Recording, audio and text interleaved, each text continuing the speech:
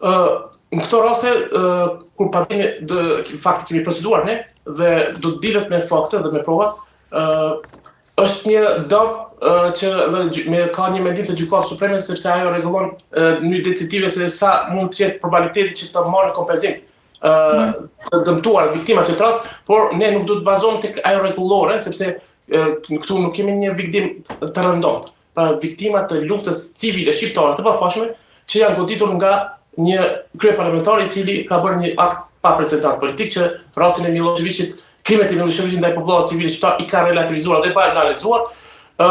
Ne sigurisht do të presim një shumë goxha një shumë të madhe të konsoliduar.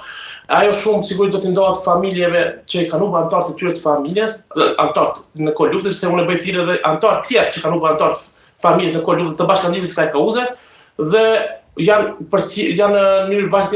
mënyrë kontinuele janë raportet e mjekut, tmerret, traumat, depresionet që do ta kompenzojnë këtë familje, se nuk është vetëm këtu zonja Miriesi 9 që do ta merr kompenzimin, ashtu sipas ligjit. Pra janë edhe anëtar të tjerë të familjes së ngushtë të zonës Mirie, pra bëhet fjalë për vëllezërit, për motrat, dhe shuma mund të sillet deri në 100.000,